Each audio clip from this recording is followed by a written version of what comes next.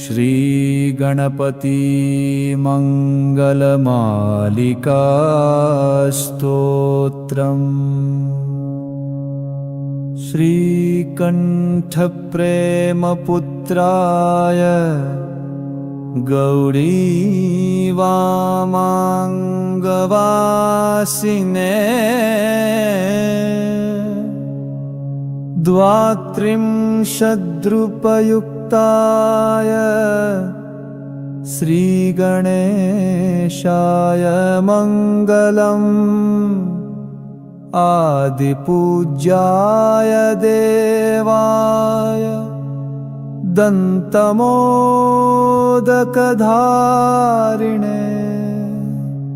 वल्लभा प्राणकान्ताय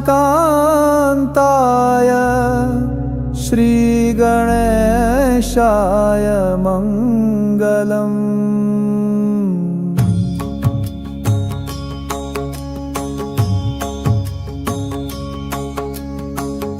लम्बोदराय शान्ताय चन्द्रगर्वापहारिणे गजाननाय प्रभवे श्रीगणेशाय मङ्गलम्। पञ्चहस्ताय वन्द्याय पाशाङ्कुशधराय च श्रीमते गजकर्णाय श्रीगणेशाय मङ्गलम्। द्वैमातुराय बालाय हेरम्बाय महात्मने विकटायाखुवाहाय श्रीगणेशाय मङ्गलम्। कृष्णशृङ्गायाजिताय क्षिप्राभीष्टार्थदायिने सिद्धिबुद्धिप्रमोदाय श्रीगणेशाय मङ्गलम्। विलम्बे यज्ञसूत्राय सर्वविघ्ननिवारिणे दूर्वादलसुपूज्याय श्रीगणेशाय मङ्गलम्।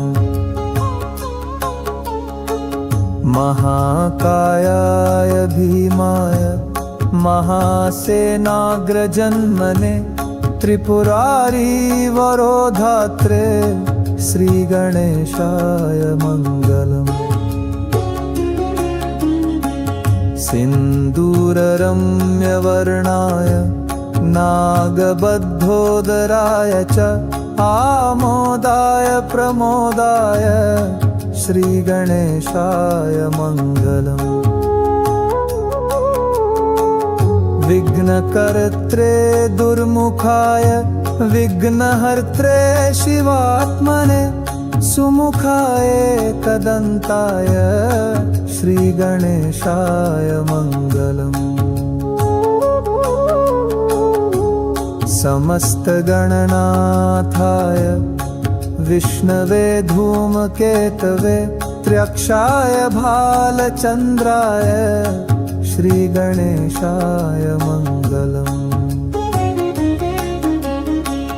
चतुर्थीशाय मान्याय सर्वविद्याप्रदायिने वक्रतुण्डाय कुब्जाय श्रीगणेशाय मङ्गलम्। तुण्डिने कपिलाक्षाय श्रेष्ठायारुणहारिणे उद्दण्डोद्दण्डरूपाय श्रीगणेशाय मङ्गलम्।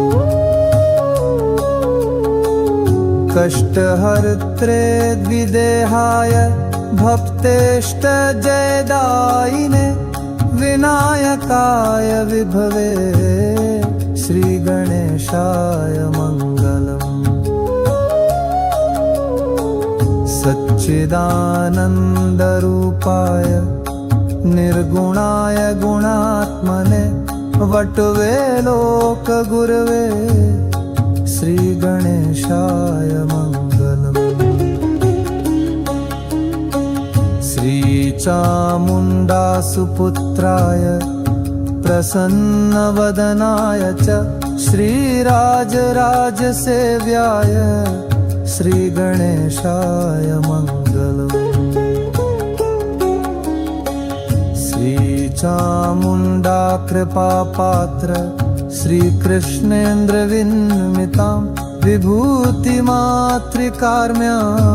कल्याणेश्वर्यदायिनी श्रीमहागणनाथस्य शुभा मङ्गलमालिकां यः पठेत् सततं वाणी लक्ष्मीसिद्धिमवाप्नुयात्। इति श्रीकृष्णेन्द्ररचितं श्रीगणपतिमङ्गलमालिकास्तोत्रं सम्पूर्णम्।